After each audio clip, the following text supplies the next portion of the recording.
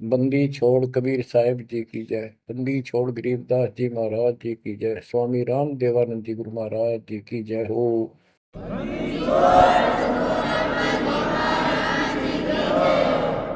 सर्व संतों की जय, सर्व भक्तों की जय, धर्मी पुरुषों की जय। श्री काशी धाम की जय, श्री सुडानी धाम की जय, श्री क्रोथा धाम की जय, श्री बरवाड़ा धाम की जय। सत साहिब। गरीब नमो नमो सत पुरुष को नमस्कार गुरु के नहीं। सुर नर मुनिजन साधुआ संतों सर्वस नहीं। सतगुरु साहेब संत सब दंडो तुम प्रणाम। आगे पीछे मध्य हुए तिनको जा कुर्बान। नराकार निर्विषम काल जाल भय बंधन। निर्लेपम निज निर्गुणम अकल अनुपेशंदनम। सोहम सुरति समापतम सकल समाना निर्तल। उज्ज्वल हिरंबर हरदम अम्बे पर्व अथाह वार पार नहीं मध्य तुम। ग्रीव दोष सुमरत सिद्ध होई गणनायक गिरताना। करो अनुग्रह सोई पारस पद परवाना। आदि गणेश मनाओ गणनायक देवन देवा। चरण कमल लाओ आदि अंत करूं सेवा। परम शक्ति संगीत अमृत सिद्धि दाता सोई। अविगत गुण अतीतम सतपुरुष निर्मोही। जगदम्बा जगदीशम मंगल रूप मुरारी। तन मन अर्पों शीसम भक्ति मुक्ति भंडारी। सुर नर मुनि जन ध्यामय ब्रह्मा विष्णु महेशा। शेष सहस मुख गावै पूज्य आदि गणेश। इंद्र कुबेर सरीखा वरुण धर्म राय जावै।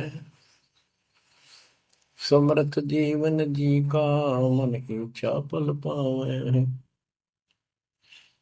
33 कोटि अदारा जावै सहस 88।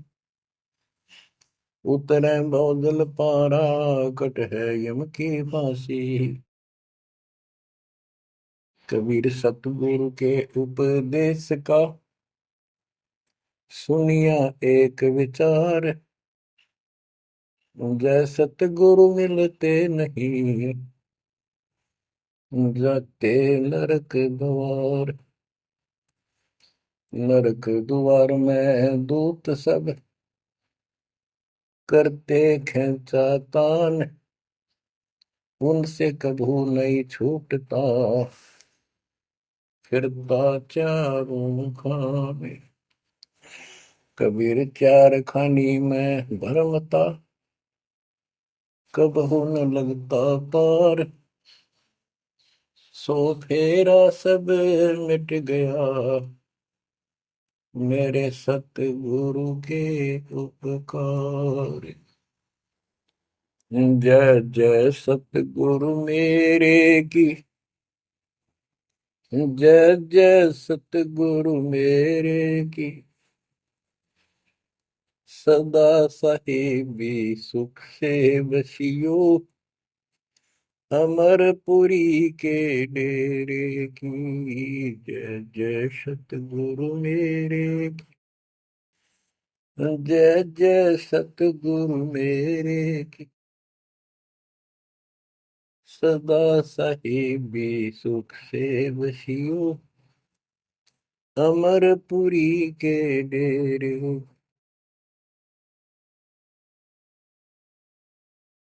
निर्विकार निर्भय कोई और सकल वैमा। यदि साधो और सकल वैमा। सब पर तेरी साहिब सब पर तेरी साहिबी, तुझ पर साहिब ना, निर्विकार निर्भय, निर्विकार निर्भय तू ही, पूर सकल बना, हे जी साधु पूर सकल बना,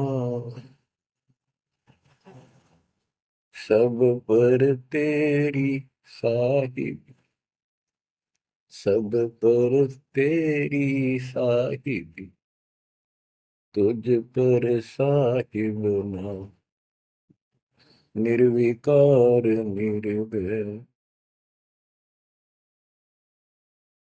परम पिता परमात्मा कबीर परमेश्वर जी की असीम रजा से बच्चों हमें अपने घर का ज्ञान हुआ। काल के लोक के पीड़ा कितनी भयंकर है, इससे डर बना इसका ज्ञान होने से।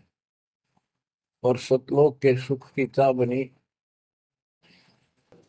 आपको ये सच्चा मार्ग, सच्चा ज्ञान, सच्चा भगवान और सच्ची भक्ति पूर्ण पूर्ण सतगुरु प्राप्त है। अपनी किस्मत को सराहा करो, ये बंदी छोड़, उस मालिक के गुण गाया करो। ये परमात्मा, हम इतने निकम्मे इंसानों पर आपने कैसे दया कर दी, हम कैसा जुल्म करके आपको छोड़कर इस गंदे लोक में आए। आप कितने दयालु हो। गरीबदास जी कहते सतगुरु आए दया करी, इस गंदे लोक में झांके भी कोई नहीं ऊपर जाने के बाद। गरीबदास जी कहते सतगुरु आए दया करी इसे गंदे लोक में, और उस सुख स्थान को छोड़कर, जैसे केशव और कबीर रूप में जब मालिक दोनों रूप धारण करके आपस में चर्चा करते हैं, हमें समझाते हैं। केशव कहता है कहो कबीर क्यों उतरे ऐसे मुल्क मलिन, इसे मलिन लोक में क्यों आए आप, और वो छोड़े हीरे मोती लाल वहां ऐसे सुख सुविधा छोड़े आप। तो कबीर साहब कहते हैं भवसागर में आए हैं जीव हमारे लाल, इनके लिए आया गोता मारू स्वर्ग में जा बैठू पाताल, गरीब दास ढूंढता फिर अपने हीरे मोती लाल। देखो सतगुरु आए दया करी ऐसे दीन दयाल, बंदी छोड़ वृत्तास का, उसका गुण है बंदी छोड़, काल के लोक से छुड़वाने वाले, और जक्ष अग्नि प्रतपाल, हमारा पालन पोषण धारण पोषण करने वाले वही हैं।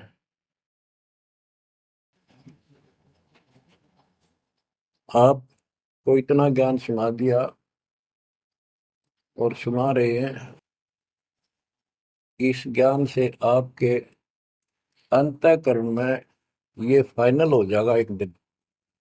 क्योंकि बार बार कोई वस्तु सुनते हैं उसका धीरे धीरे धीरे धीरे असर बनना शुरू होता है।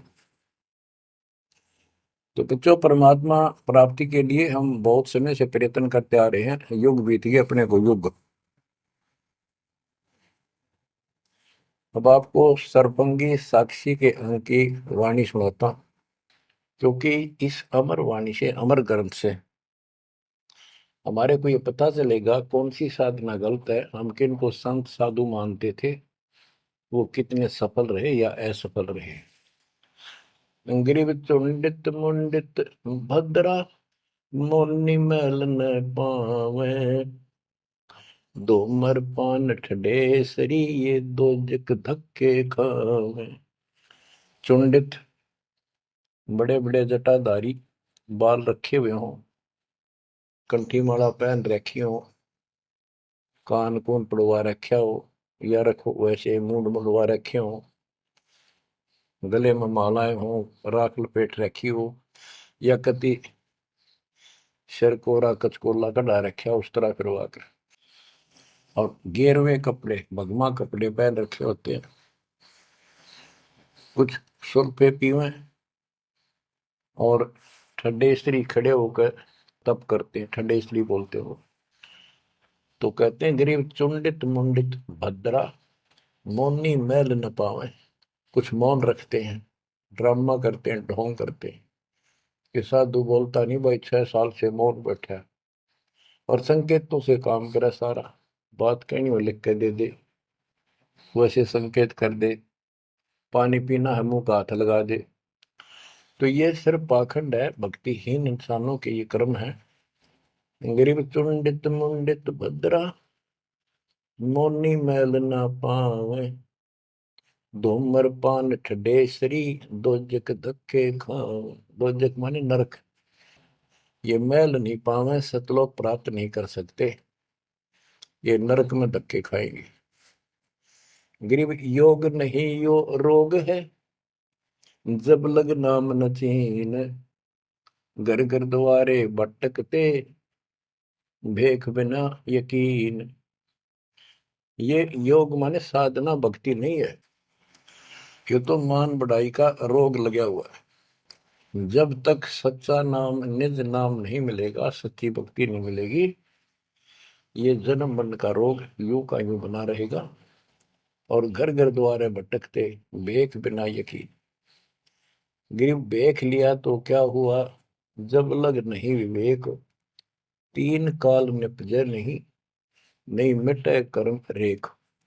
ये भेख लेना होता है किसी विशेष पंथ में, उसकी वेशभूषा ग्रहण कर लेते, दीक्षित माने जाते हैं। जैसे वैष्णो परंपरा के व्यक्ति एक कंठी माला गले में डालते हैं, सफेद बाणा पहनते हैं, तिलक लगाते हैं, बड़ी बड़ी दाढ़ी मूछ रखते हैं, इनको वैष्णो साधु बोलते हैं। दूसरे कन पाड़े हैं, कान पड़वा लेते हैं, उनमें बाला जैसी मोटी मोटी मुद्रा डालते हैं, बड़ी बड़ी जटा रखाते हैं, सुल्फे पीते हैं, चिमटे रखे। गरीब भेख लिया तो क्या हुआ, जब लग नहीं विवेक। तीन काल निपजै नहीं, नहीं मिटे कर्म रेख। कि ये अलग से कोई वेशभूषा बना के भाई ये आडंबर कर भी लिया, बिना विवेक बिना ज्ञान के इससे कोई लाभ नहीं होगा। तीन काल निपजा नहीं, यानी कदे भी लाभ नहीं होगा, कभी भी नहीं मिटे कर्म रेख, यानी कर्म के दंड, पाप कर्म नहीं कटेंगे। गरीब अध कपाली तपत है, तल सिर ऊपर पैर। दम का खोज न जाने ही, क्या दे ही सो बैर। क्या बताते हैं कि कोई ऊपर न पैर कर आसन पर नीचे सिर करके तपता है, कोई किसी प्रकार से कठिन साधना करता है कि तुम श्वास के सिमरण का, दम का खोज न जाने ही, क्या दे ही सो बैर। आप ठीक से भक्ति नहीं जानते, जो श्वास का सिमरण है उसका ज्ञान तुम्हें नहीं है, फिर इस शरीर के साथ क्यों दुश्मनी कर रखी है, इसकी दुरुक्ति कर रखी, इसको इतना कष्ट दे रहे हो।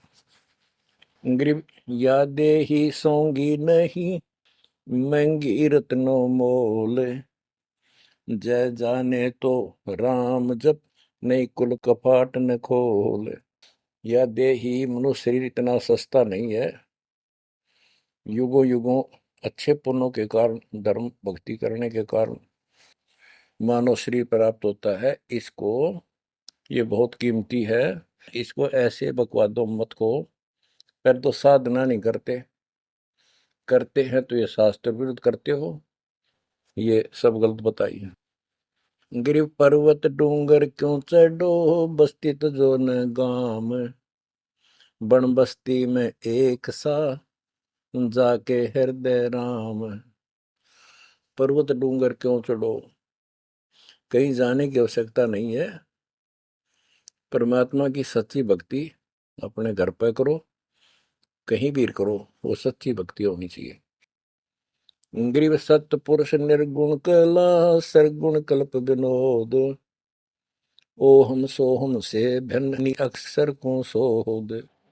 परमात्मा कबीर जी की भक्ति करो, और ओम सोहम तो आपको बता ही रखा है, इससे भी अलग एक मंत्र है, उस मंत्र को विशेष ध्यान से जाप करो। गिर बिना साड साडू नहीं, सुनो से आनी लोए, सारा बरस बादुआ कारद सिद्ध ने होए। जैसे समय पर बारिश होती है तो उससे फसल अच्छी होती है, बगैर किसी समय के बारिश होती है तो उससे कोई लाभ नहीं होता। गरीब साध नदी और मेघ जल, कहीं कहीं है मौज, निंदत पापी मारी ये, जिन घर दौड़े फौज। गरीब दैत दल दरमल, असुर दल आसगे, मंडी मसाणों निसंक फिरे, जीवे जब लग जोखिम नहीं, मरा जब निसंक मरे।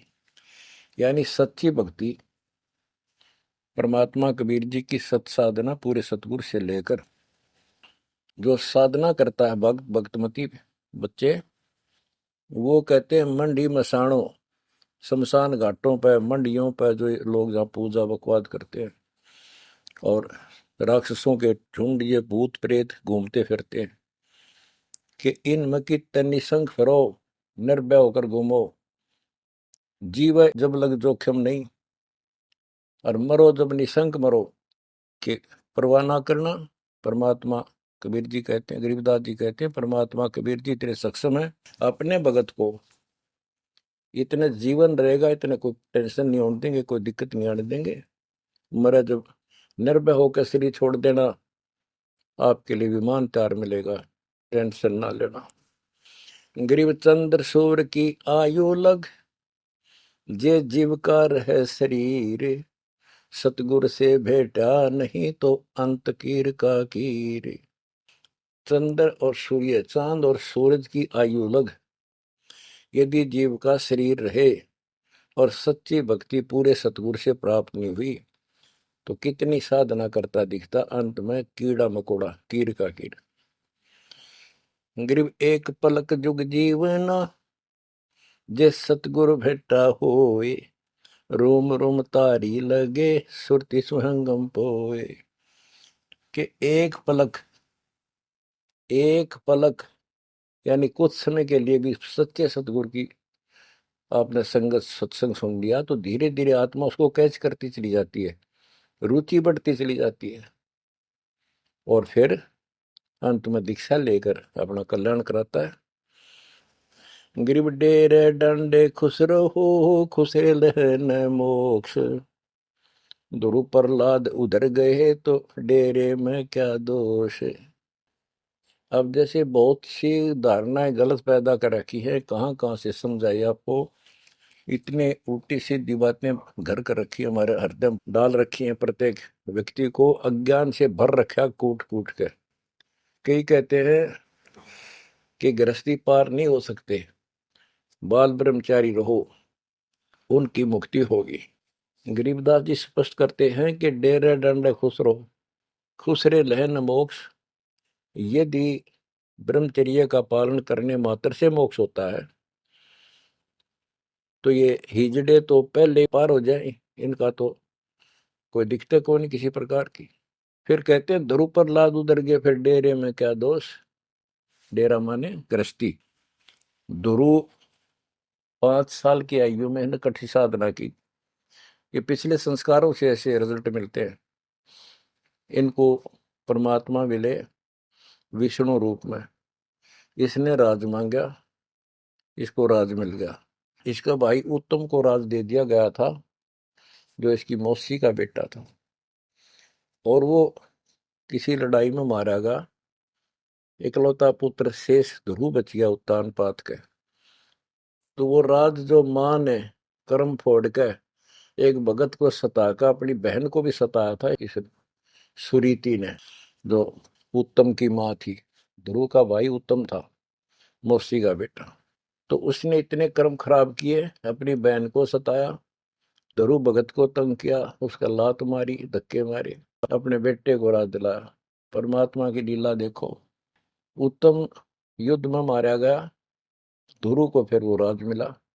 ध्रुव की अपनी भी शादी हो चुकी थी और उत्तम वाली पत्नी भी ध्रुव के साथ लगाई गई। तो कहने का भाव ये है, बकवाद नहीं चले, वे विचार परमात्मा को कति पसंद नहीं।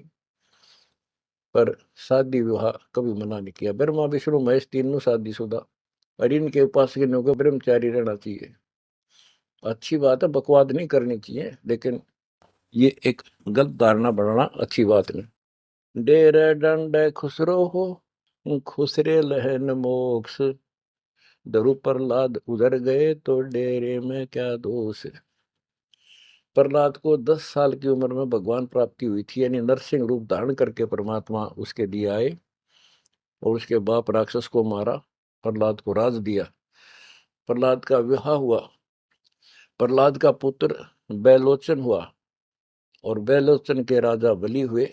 जो प्रहलाद का पोता था राजा बलि, जिसने 100 अश्वमेघ यज्ञ की, और परमात्मा बावना बनकर आए और उसका वो यज्ञ खंड किया, पाताल का राज दिया। तो कहने का भाव ये है कि जब तुम मानते हो ध्रुव और प्रहलाद पार हो गए, तो जब ये पार हो गए तो गृहस्थी में क्या दिक्कत है।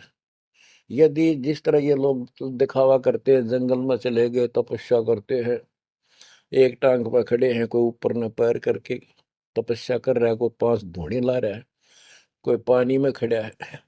अगर ऐसे ही भगवान प्राप्ति हो तो 12 नंबर तक कभी ना गृहस्थियों का। जबकि साधना थी यही थी, डेरा डंडे खुश रहो, अपने घर रहो, भक्ति करो, धंधा करो, निर्वाह करो, निर्वाह के लिए काम करो। जैसे गीता अध्याय 3 श्लोक 9 में कहा है कि अर्जुन, यदि तू एक स्थान पर बैठ कर भक्ति करेगा तो तेरा निर्वाह कैसे चलेगा। कर्म सन्यासी की बजाय कर्म योगी बन, काम भी कर, राम भी रट। 8वें अध्याय के 7वें श्लोक में कहा कि तू युद्ध भी कर और मेरी भक्ति भी कर। यानी काम, युद्ध से कठिन तो काम होता ही नहीं। तो यह बताते हैं, और गरीब गाड़ी बाहो, घर रहो, खेती करो खुशहाल, साईं सिर पर राखिए तो सही भक्त हर लाल। गरीब डेरे डंडे खुसरो हो, खुसरे लहन मोक्ष, ध्रुव प्रहलाद उधर गए तो डेरे में क्या दोष। जैसे गलत धारणाएं पैदा कर रखी है कि मोक्ष तो उसको प्राप्त होगा जो घर छोड़ जाएगा, जंगल में कठिन तपस्या करेगा, परिवार का मोह त्याग देगा और ब्रह्मचारी जीवन जिएगा। तो यहाँ गरीबदास जी स्पष्ट करते हैं कि डेरे डंडे खुश रहो, ये खुसरे लहे ना मोक्ष, अपने घर पर रहो आराम से। यदि ब्रह्मचर्य का पालन करने मात्र से और जंगल में बैठ जाने से मोक्ष होता है, तो ये खुसरे इजड़े तो सारे पार हो जाए। नहीं, ऐसा नहीं है। आप मानते हो ध्रुव पार हो गया, आप मानते हो प्रहलाद पार हो गया। ध्रुव 5 साल की उम्र में भक्ति के लिए निकला, कठिन साधना की, उनका विश्वास देखकर भगवान ने उनको दर्शन दिए। ध्रुव को राज्य की चाह थी और कुछ नहीं मांगा था, क्योंकि कारण क्या था, उत्तानपाद राजा था, और ध्रुव की माँ उसकी पत्नी थी, यानी राजा की रानी थी। उसको कोई संतान नहीं हुई, वृद्धावस्था हो गई थी, आधे से ज्यादा उम्र हो गई थी। तो उसकी ध्रुव की माँ सुनीति थी। सुनीति ने अपने घर जाके अपने माता पिता से अपनी छोटी बहन सती राजा के लिए मांगा। कारण ये था कि एक दिन नारद जी आए।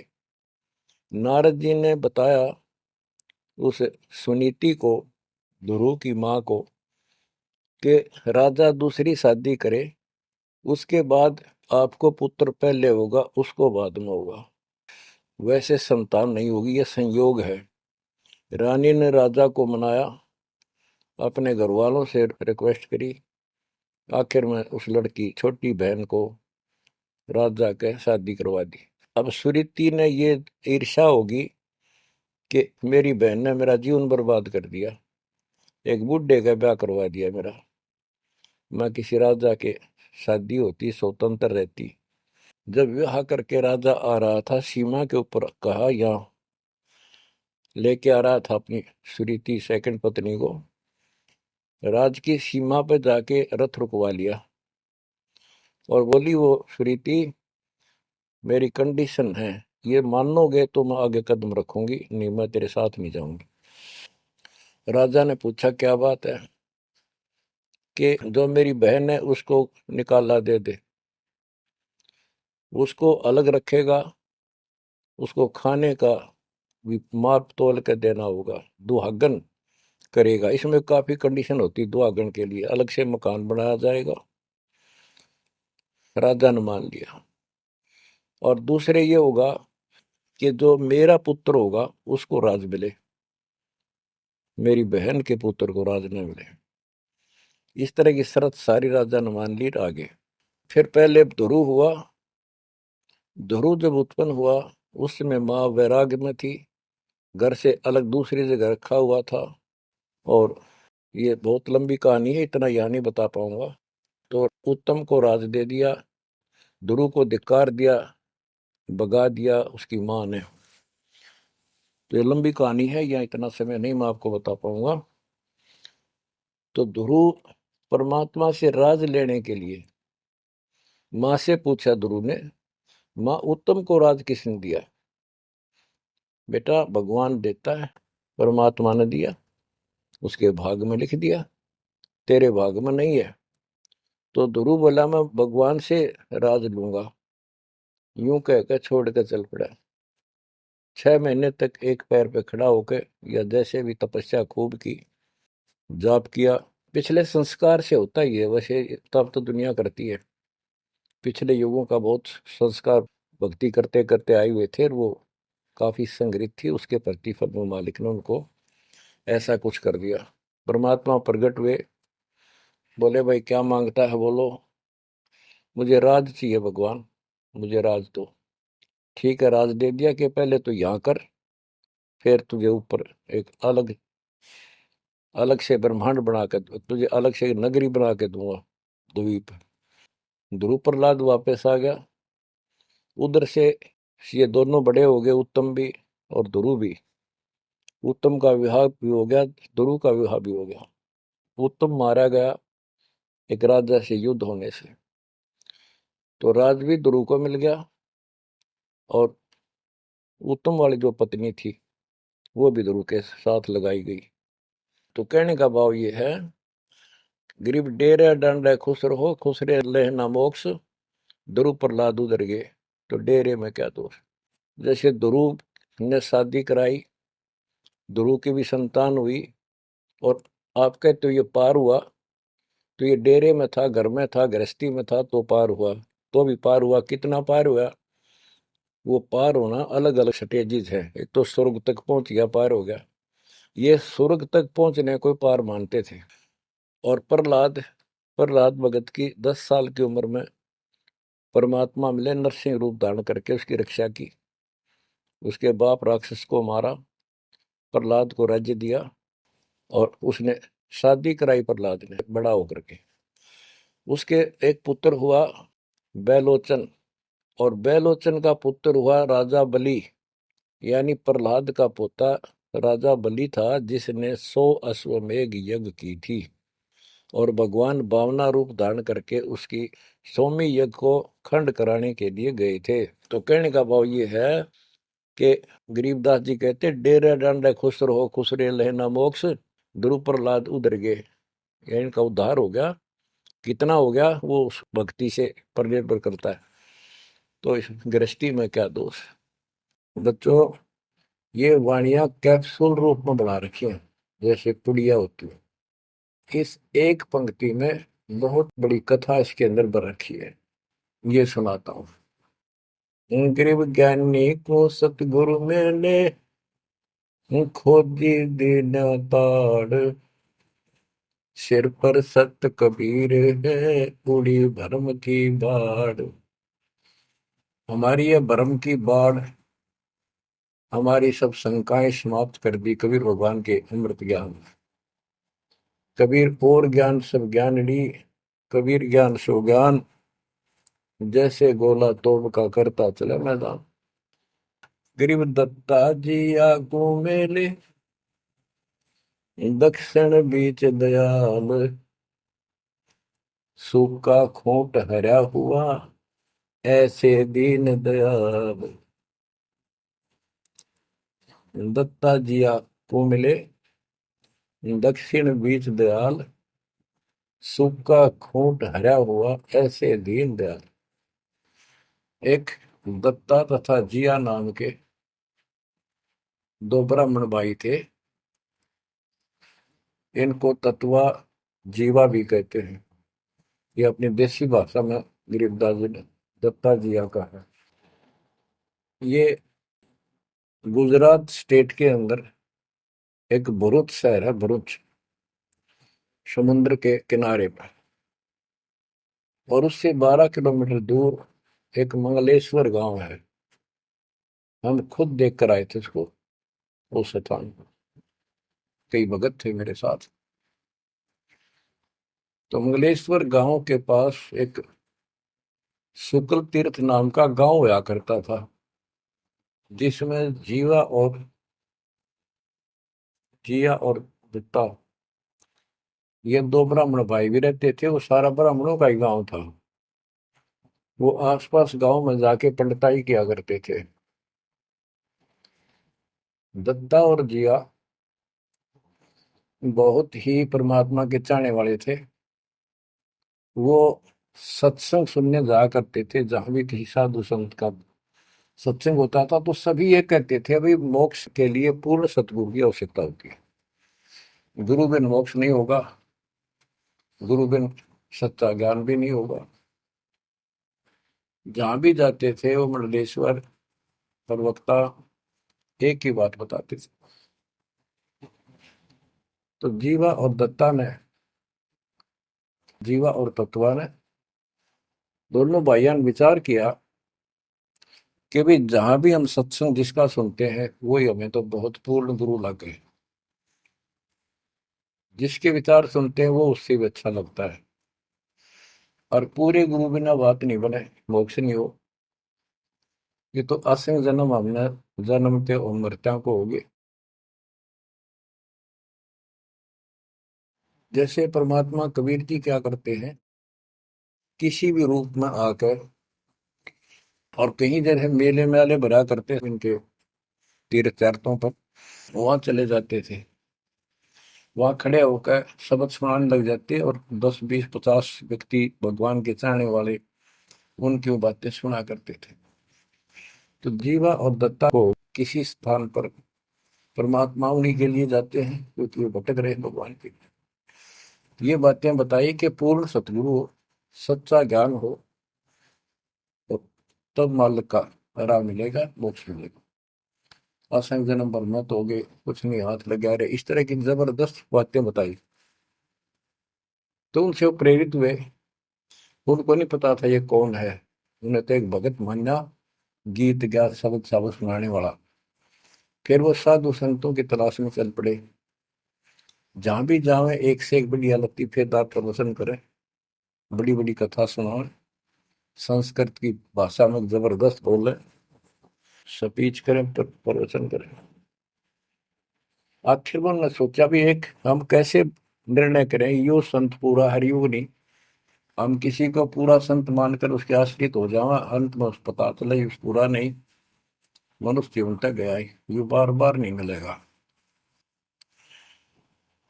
आखिर में उन्होंने एक फैसला कर लिया कि हम एक बड़ के पेड़ की सूखी टहनी लगाएंगे, गमला बना के धरती में गड्ढा खोद के जैसे पौधा लगाया। और जिस संत के चरणामृत से ये हरी होगी, हम उसको गुरु बनावाएंगे। उन्होंने सब मंडलेश्वरों जहां भी कोई चर्चित संत वहां गए, बेचारे दुख सुख पाकर पैदल चल लगे, उनके चरण धोए। महाराज चरणामृत देते हो, कौन मना करे चरणामृत को, लावे और डाल। कोई कुछ नहीं हुआ, क्योंकि तुम्हें उन्होंने कहा है परमात्मा धरती पे संत नहीं है, और संत नहीं है तो हमारा मोक्ष नहीं। इसलिए हे परमात्मा, हमारा को मानुष जीवन शेष बचा है, इसको खत्म कर दो, हम दोनों को मार दो। कभी पृथ्वी पर संत हो तब जन्म देना। यूं कहकर खूब फूट फूट कर रोने लगे। काफी देर रोज ही टेंशन में रहने लगे, खाना पीना लगभग छूट गया। कैसे तो मर जाना अच्छा है, ये तो पशु जैसा जीवन बहुत बार जी लिए। तो कबीर साहब रह रह हमको सुना गए थे, कहीं कहीं इकट्ठे होकर खड़े हो जाते थे, जाते थे, भटकते थे, वहां मालिक भी किसी न किसी रूप में चले जाते थे। उनके यह प्रेरणा भर दी थी। बाकी मंडले सुना के बस में यह भी ना थी कि इसी प्रेरणा भर दे, इतना वैराग डाल दे। एक दिन परमात्मा पहुंचे उस सुकल तीर्थ गांव में, गली में जा रहे थे तो दत्ता बाहर निकला और बोला, जीवा देख, एक संत घूम रहा गली में, कहो तो बुला लो। जिया बोला रहा है, संत इसे से मंडलेश्वर देख लिए, ये सड़क छाप पर के पाओगे, क्यों जी दुखी करे और कई दिन रोना पड़ेगा, कुछ ना इनका पल्ला। दत्ता बोला, मेरा तीसरा दिल करे है, बुला लो लेक में। भाई साधु सा दिखा है, चेहरे से बहुत अच्छा लगा, देखते ही आत्मा खुश हुई। जिया बोला, बुला तो मैं क्यों नाटू। वो तो बुला लिया, एक बैठने का मुड्ढा सा दे दिया, सटूल सा। बैठो महाराज बैठो। दत्ता, ला जीवा ला, बस परात निकाल के थाली महाराज के चरण दो, चरण दो के और जा जिया उसमें डाल दे। पौधा में डाला, अगर संता के चरण अमृत इधर उधर में डालिए कितना, गमले में डाल दे। अब जीवा डालन लाग रहा है, डालते डालता उसको पोपल फूट आई बड़के, बड़की डाली के, वट वृक्ष की टहनी के। जिया बोला, दत्ता बाग आइए आइए, क्या होगा। दोनों देख कर सुन हो गए, आते पैर पकड़ लिए। हे परमात्मा, हमने तो ये सोच लिया था धरती पर संत नहीं है। कबीर साहब बोले, जिस दिन पृथ्वी पर संत नहीं होगा आग लग जाएगी इस पर, या कोई नहीं बचेगा, काल फूक देगा इस पृथ्वी को। हे मालिक, आप पहले क्यों ना आए, हम तो बहुत भटक लिए थे, हम तो सोच लिया था धरती में कोई संत नहीं, और हम तो मरा हो भूखे पैसे रह के, कभी ना जीण के रहे थे ना मरण के।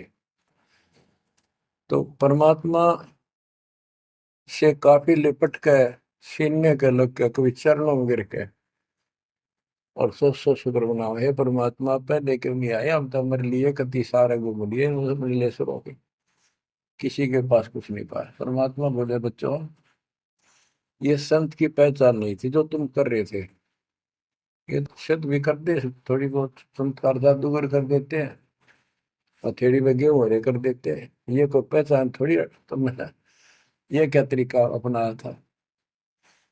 संत की पहचान ज्ञान से होती है, समाधान से होती है। और मैं पहले भी आ सकता था, लेकिन आपका कति विश्वास नहीं रहा हो, मेरे में कति विश्वास नहीं बनना था, क्योंकि मैं तो आपका ऐसा लग रहा हूँ जैसे आंधड़िया फिरनिया मांगड़िया खड़िया, और वो मंडलेश्वर जिसके लाखों हजारों बड़े बड़े सेठ साहूकार शिष्य, तुमने सोचो कि और भी कोई होगा जरूर, इसने सड़क छापने के छोड़ उनके पास जाते, वहां कुछ मिलना था नहीं तो मेरे तो भी चले जाते। गुरु के प्रति नाम दीक्षा लेने के बाद स्वप्न में भी नहीं आना चाहिए आज कोई नकली संत। लेकिन कबीर साहब ये भी कहते हैं कि जब ल गुरु मिला नहीं साचा, तब ल गुरु करो दस पाचा। पूरा गुरु ना मिला, इतने चाहे 100 छोड़ दो, 10 20 कितने छोड़ने पड़ो, त्याग दो, लेकिन मेरे प्रति तुम्हारी अविश्वास हो जाता तो मेरे से खत्म हो जाते आप।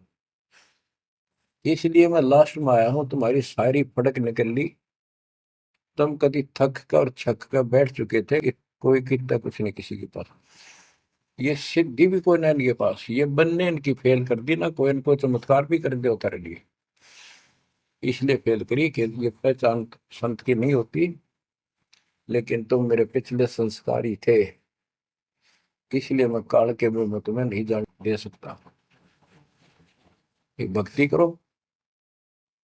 अब उन्होंने सब वो बकवाद पूजाएं जो यजमान बना रखे थे वो छोड़ दिए। कोई किसी का झाड़े झूड़े लाना या किसी के मृत्यु पे, जन्म होने पर किसी का नहीं ले जाना छोड़ दिया। सत साधना करने लगे, जमीन थी अपना खेती करें, और परमात्मा की कृपा से बढ़िया गुजारा हो गया। ब्राह्मणों को इस बात की ईर्षा होगी, इन्होंने तो धर्म बदल लिया और हमारी सब क्रियाएं छोड़ दी, स्कूल को जाति से घेर दिया, निकाल दिया। फिर क्या होता है, चलो निकाल ले, रो जाति तो कोई फर्क नहीं पड़ता। उन्हें तो अपना कमा के खाना था और भक्ति करनी थी, मोह पाना था। एक का लड़का था, एक का लड़की थी, दोनों भैया जवान हुए।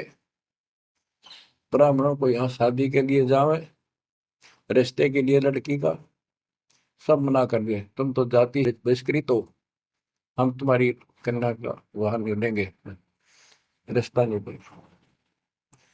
दोनों टेंशन में आ गए। कबीर साहब बोले ऐसे करो, तुम ये अफवाह फैला दो कि भाई जीवा का लड़का और दत्ता के लड़के की शादी कराएंगे उस दिन,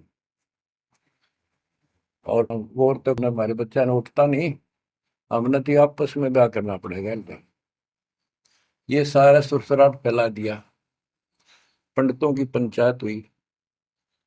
उन्होंने कहा भाई, विचार किया कि ये तो निकम्मे होंगे सो होंगे, फिर बच्चों का क्या दोष है, बच्चा नाम ब्याह होंगे भाई, ये तो जुल्म होगा, कति दिन भ्रष्ट हो जाएगा, बाण भाई का ब्याह कदे हुआ करे, रह कति दुनिया थूकेगी हमारे गांव के गांव को।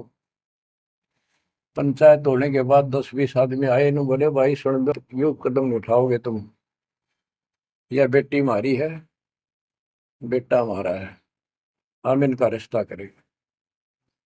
दोनों का रिश्ता हो गया। परमात्मा बोले देखा बेटा, मांग लेगी ना फटकड़ी रंग भी आया चोखा, हो गया, ब्याह भी हो गया, अब सारे काम हो गए, टेंशन ना लो। तो बच्चों, मुश्किल से आसान करेगा आन के, ओए होए, एक केसो बंजारा उतरा जान के। तो कहते हैं ऐसे कोई दिक्कत आओगी तो मालिक 100 समाधान निकालेगा, पर निकालेगा तब जब आप उसके प्रति पूर्ण रूप से समर्पित हो जाओगे।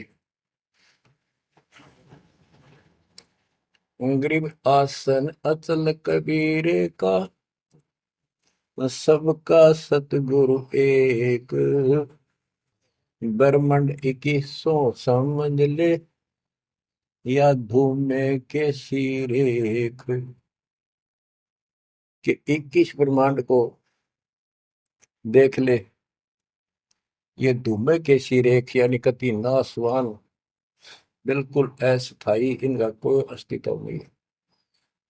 अब साइंस ने ये सिद्ध कर दिया, साइंटिस्टों ने, खगोल भूगोल के जानने वालों ने, खगोल भूगोल के जानने वालों ने ये सिद्ध कर दिया है, पृथ्वी भी घूमती है, सारे लोग घूमते हैं, यहां तक भी सिद्ध हो गया कि सूर्य भी चला है, लेकिन पूरे ब्रह्मांड के साथ चलने से इसका पता नहीं लग रहा, ये घूमते हैं।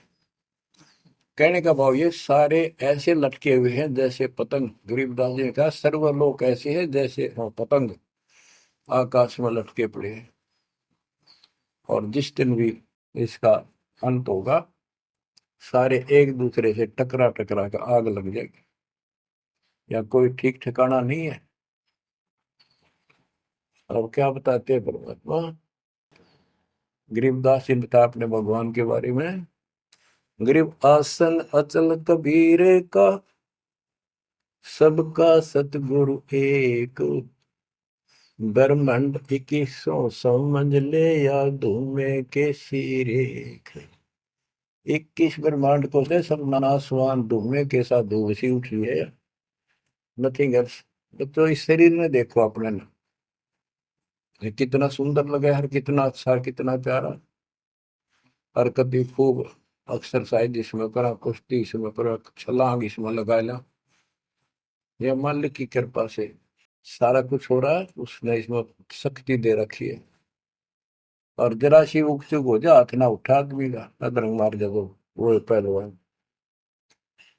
तो परमात्मा कहते हैं इस कच्चे शरीर में इतना मत भूल है, भगवान को ना भूल है। ये लोक अच्छा नहीं है, या कोई भी ठीक नहीं है, या जो दिखाई देता है सब नाशवान है। गरीबदास कहते हैं, दृष्टि प्लस अपना है धर्म बर कैलाश, या कृत्रिमवादी झूठ है बनावटी। ये सारा बनावटी है। सुरत समो श्वास, कृत्रिमवादी, ये बनावटी लोग हैं सारे। जैसे करने नो दीदार में प्यारा है, एक शब्द है संत परमात्मा कबीर साहब का। उसमें बताया है कि आदि माया की नी चतुराई, और झूठी बाजी पिंड रचाई, ताका प्रतिबिंब डारा है। सतलोक की जो व्यवस्था ऐसी ही है, उसमें बहुत द्वीप है, और ऐसे ही मानव स्त्री पुरुष शरीर है, लेकिन वो अमर है, ये नासवान है। ये समझो मिट्टी के, और वो स्टेनलेस स्टील के, सोने के। वहां का जो शरीर है वो अमर है। वहां के देवता रूप हम सब देव देवी रूप हो जाते हैं वहां पे, लेकिन इस भक्ति के शक्ति से होते हैं। तो उसकी नकल कर रखे आप, टोटली नकल। ये शरीर कितना सुंदर लगा आपका, मृत्यु के बाद इसको फूकते हैं ना, 1 किलो राख हो जाती है। और ये देखो क्या था ये, बच्चों क्या बताया जा रहा है, यहाँ का सब सब व्यवस्था कति नकली और नाशवान है। चारों वेदों का ज्ञान नकली, जिनको हम भगवान मानते थे वो भगवान नकली। हमारे को कति मूर्ख बनाकर रख रखा है। हमारी ऐसी स्थिति थी आज के दिन, आप इसने मानो चाहे ना मानियो, 100 की 100 साची है। हमारे बस की बात नहीं, ये याद तो रखनी पड़ेगी आपने, आपका बस का भी नहीं है कि इसने इस मन हटा लो। इसके मन हटाने की विधि हमारे पास है। इस ज्ञान को जरूर सुनते रहो, 100 काम छोड़ कर सुनो जब तक दाता ने रजा कर रखी है। ये आपको अंदर से मांझ देगा आत्मा न कति, आत्मा को इतनी प्रबल कर देगा ना, कति अटक कर खड़ी हो जाएगी इस मन के साथ एक दिन। इसका डट का मुकाबला करेगी, तजब्बा हाथ खड़े कर दे है या मन डरा दे इसने, नो हो जाएगा, काम छोड़ देगा, और नहीं नो हो जाएगा, नुकसान हो जाएगा। इस ज्ञान से इतनी मजबूत हो जाए कि होने दे जो होगा, और मरे गए तो फिर यू काम लग के चाटांगे। ज्ञान बिना बात नहीं बना करती। गोरख से ज्ञानी गणे दुनिया ज्ञान बढ़ताती फिर है, और बहुत सी छोटी छोटी बातों से प्रसिद्धि पता नहीं कौन पाले हैं। कोई कहते बड़ा बाल ब्रह्मचारी है, उसी से उसकी महिमा होगी। गोरख से ज्ञानी गणे सुखदेव जति जिहान, और सीता सी वो बारी संत दूर स्थान। इस ज्ञान को सुनते रहो, और फिर यह भक्ति जो दे रखी, ये आपकी इस आत्मा को इतना प्रबल कर देंगी, ताकतवर बना देगी, रेसलर। जब वक्त आओगे यहाँ से जाने का, इस मन में पटक देगी ठाक है। और सब मोह ममता से मन एकदम हट जाएगा, पट जाएगा। हटा नहीं, हटाए नहीं हटता है इस ज्ञान से और इस भक्ति की ताकत से। तब पीछा छूटेगा आपका, तेरे बात बना इस बात नहीं बना करते, काम नहीं बनेगा। या सब कुछ झूठा। जैसे व्यापारी लोग क्या करते हैं, भैंस का काटड़ू मर गया बच्चा, उसकी खाल उतरवा के उसमें तूड़ा भरवा दिया करें ना। उसका मुंह होता है पूछड़ पूछड़, और बाल बूढ़ ऐसे ही होते हैं, और भैंस के सामने रख दे, वो उसी को अपना बच्चा मान लेती है। उसको चाटती है, लाड करती है, उसको लेकर टाइम का रस्सी में चलते हैं वो, उसके पीछे पीछे रहा रहा रहा करती भागती रहती। इतना दिमाग है उसके अंदर। आज अपने अंदर इतना दिमाग छोड़ रखा काल ने, जैसे या कोई इंजीनियर बना रहो चाहे साइंटिस्ट बना बैठा रहो, और कितना कुछ बातें बनाने वाला एजुकेटेड समझ ले। क्या है ये बच्चे, हार्ड चाम मांस के लोथड़े ऊपर चाम लपेट रखा, क्या ये शरीर है? और इसमें इतना मोह बढ़ा दिया, हमारे बस का नहीं, हो ही नहीं सकता। वो वैसने को समझावे कि ये ऐसा नहीं है, इसमें कुछ नहीं है, कोई बात नहीं, आप इस ज्ञान न सुनते रहो, आपको भी और इस सारे के सारे परिवार को भी परमात्मा वहां ले आओगा। धीरे धीरे धीरे धीरे आप पर रंग कट जाएगी, किसा शरीर हो किसा भी हो। तो ये शरीर जो है ना, परमात्मा की कृपा से आपको एक दिन एहसास हो जाएगा कि यहाँ से तो जाना पड़ेगा। और बच्चों ने भी दीक्षा ले ली, सत्य राह पकड़ गई, क्योंकि हमारा लाइन पाना कठिन था, बच्चों का तो बहुत आसान हो गया।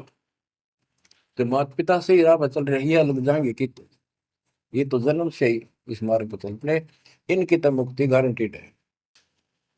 और है आपकी भी, आप डर रहो, इस संसार की व्यवस्था से पूरी तरह परिचित हो जाओ। दृष्टि पड़े सो धोखा रे, खंड पिंड ब्रह्मांड चलेंगे, फिर नहीं रसी लोकारे, फिर नहीं रसी लोकारे। तो गरीबदास जी जब ये वाणी लिखवाया करते, ऐसे बोल बोल के लिखवाया करते जैसे दास बोल रहे हैं। एक तो इसमें लिखने वाले को टाइम मिल जाता, और उनकी आंखों से आंसू निकलते थे कि देखिए किसे मूर्ख बना रखे, आप पर काल में जुल्म कर रखा है परमात्मा के बच्चों के साथ। दृष्टि पड़े सो धोखारी, खंड पेंड ब्रह्मांड चलेंगे, फिर नहीं रहसी लोकारे, फिर नहीं रहसी लोकारे। रजगुण ब्रह्मा, तम गुण शंकर, सतगुण विष्णु कहावरी, चौथे पद का वेद न्यारा, कोई बिरला साधु पावे। बच्चों कितना क्लियर ज्ञान, ये सूक्ष्म वेद है, वेद। जैसे मार्कंडे पुराण में आपको दिखाया, रजगुण ब्रह्मा, सतगुण विष्णु, तमगुण शिव, ये तीन प्रधान शक्ति हैं काल की, और यही तीन गुण हैं, यही तीन देवता है। कबीर साहब ने सूक्ष्म वेद में कहा है, गुण तीनों की भक्ति में भरम पड़ो संसार, कह कबीर निज नाम बना, कैसे उतरो पार। तीन गुणों का मतलब, तीन देव की जो करते भक्ति, उनके कबू ना हो मुक्ति। बता सीधी इस बात ने कोई कह को पर विश्वास करता अपने। अब तो इतने प्रमाण धर दिए ठाक है, इस मन ने गुंजाइश नहीं छोड़ी मन को कि ये बकवाद कर दे झूठ से, या आपकी किस्मत जोर करनी कि आपने इसको ध्यान से सुन लिया, समझ में आ गई। रजगुण ब्रह्मा, सतगुण विष्णु, तम गुण शिव जी, स्पष्ट कर दिया गरीबदास ने। और चौथे पद का इनका पिता चौथा, इन अपने पिता का भी नहीं पता आज तक, क्या माया बुका दे है न, इसने उसको धमका रखा कि मेरा भेद नहीं दे देगी, या इसके वश पड़ेगी तो क्या करे बेचारी। ऐसे औरत को ऐसे दबा कर रखा जाता, पुरुष प्रधान है आपने, इसी कारण से। तो चौथा इनका पिता ज्योति निरंजन है, और कबीर साहब कहते हैं चार अन्न बोला है छोड़ा है, और पांचवें को जावे कहे कबीर सो मुक्ति पावे हम पर आवे। रग यजु है श्याम अथर्व, चारों वेद चतुर्भंगी रे, सूक्ष्म वेद वाचे साहिब का, सोहन सा सतसंगी रे। ये दुर्वेद अध्याय 40 श्लोक 10 में कहा है, कोई तो परमात्मा को साकार अवतार लेकर रामकृष्ण के रूप में मानता है, और कोई निराकार कहता है पृथ्वी पर आता है कोई नहीं। परमात्मा साकार है या निराकार है, वो तत्वदर्शी संत बताते हैं। गीता अध्याय 4 श्लोक 34 में यही कहा है कि तत्व ज्ञान को उन तत्वदर्शी संतों के पास जाकर समझो, उनको दंडवत प्रणाम करो, तब वो तत्वदर्शी संत में उस परमात्म तत्व का ज्ञान कराएंगे। यो ज्ञान आता कहाँ से है? चौथे अध्याय के 32वें श्लोक में श्रीमद् भगवत गीता ने स्पष्ट कर दिया, सच्चिदानंद घन ब्रह्म ब्रह्मणे मुखे, सच्चिदानंद घन ब्रह्म यानी परम अक्षर ब्रह्म अपने मुख कमल से जो वाणी बोलता है उसमें यो पूर्ण ज्ञान होता है और उस ज्ञान से मोक्ष होगा। वो ज्ञान कोई तत्वदर्शी संत बताएगा। इससे सिद्ध है ना वेद में वो ज्ञान ना वो गीता में, हो गया चितवंगी। जबकि तो ढूंढा उसने, भ्रमित ज्ञान है इनके अंदर, इनकम्प्लीट ज्ञान। रग यजु है श्याम अथर्व, चारों वेद चितभंगी रे, सूक्ष्म वेद बाँचै साहिब का, सोहन सा सतसंगी रे। आज आप वो सूक्ष्म वेद बाँच रहे हो, सुन रहे हो, पढ़ रहे हो, आप हो वो सत्संग। सूक्ष्म वेद बाँचै साहिब का, सोहन सा सतसंगी रे। बच्चों आप वो सूक्ष्म वेद सुन रहे हो, पढ़ रहे हो, बाँच रहे हो, आप वास्तव में सत्संगी हो। अलंकार अग है अनुरागी, दृष्टि मुष्टि नहीं आवरी, अकैलोक का वेद न जाने, फिर चार वेद के गावे। जब तुझे ऊपर के अकैलोकों का ज्ञान नहीं, अकैलोक वो चारों अमर लोकों को अकैलोक भी कहते हैं और लास्ट वाले को नामी और अकैलोक भी कहते हैं, ऊपर वाले को। अकय का अर्थ होता है जिसने आज तक किसी ने ना बताया हो ना कहा हो उसकी जानकारी। कि ऊपर का ज्ञान तुम्हें है नहीं, इन चार वेदों ने कितना है पढ़ लो, कितना कंठस्थ याद कर लो, कितना इनमें इनके अनुसार साधना कर दो, मोक्ष नहीं हो सकता। बच्चों कमाल की बात देख लो, ये वेद ऋषि पट का जख मार कर चले गए, किससे समझ में नहीं आई। कबीर साहब कहते गुरु बिन वेद पढ़े जो प्राणी, समझे न सार रहेगा। चारों वेदों में कितना भी और मंत्र नहीं है। यजुर्वेद अध्याय 40 मंत्र नंबर 15 में एक ओम नाम है, स्पष्ट लिखा है उसमें, ओम करतु समर किलवे समर करतुम समर। ओम नाम का जाप काम करते कैसे करो, विशेष कर्तव्य समझ का मनुष्य जीवन का और कसक के साथ, नथिंग एल्स, और कोई भी क्रिया। ऐसे गीता चारों वेदों का सारांश है। 8वें अध्याय के 13वें श्लोक में लिखा है, ओम इति एक अक्षरम ब्रह्म व्यवहारण मां मनुष्य, यह प्रयाति तदन देह सयाति परमाम गतिम। मुझ ब्रह्म का केवल एक मंत्र है, इसका एक अक्षर का अंतिम सांस तक इसकी जो भक्ति करता है, इससे प्राप्त होने वाली मुक्ति प्राप्त करता है ब्रह्म से। श्री देवी महापुराण के अंदर 6ठे सेकंड में हिमालय राजा को देवी फाइनल कर देती है कि राजा तू और सब बात छोड़ दे, मुक्ति चाहता है तो मेरी साधना ही भूल जा, तो ब्रह्म की भक्ति कर। उसका ओम नाम है, वो ऊपर दिव्य आकाश रूपी ब्रह्म लोक में रहता है, तेरा कल्याण वहां चला जाएगा। गीता अध्याय 8 श्लोक 16 में कहा कि ब्रह्म लोक में गए हुए पुनरावृत्ति में उनकी जन्म मृत्यु सदा रहेगी। अलंकार अग है अनुरागी, दृष्टि मुष्टि नहीं आवरे, अकैलोक का वेद न जाने, चार वेद के गावे। गीता अध्याय 15 श्लोक 4 में कहा है कि ज्ञान की प्राप्ति के पश्चात परमेश्वर के उस परम पद की खोज करनी चाहिए, जहाँ जाने के बाद साधक फिर लौटकर संसार में कभी नहीं आते। आवे जावे सो हंसा कही है, परम हंस नहीं आया रे, 5 तत्व 3 गुण दूरा, या तो कहिए माया रे। सुन मंडल सुख सागर दरिया, परम हंस परवाना रे, सतगुरु मंदी वेद लखाया, है सतलोक निदाना रे। वो परम पद, वो परम स्थान, वो सतलोक है, जाने के बाद लौट कर नहीं आते। अगम दीप अमरापुर कोई, जा हिल मिल हंसा खेल रे, दास गरीब देश है दुर्लभ, साचा सतगुरु बेल रे। दास गरीब देश है दुर्लभ, साचा सतगुरु बेल रे।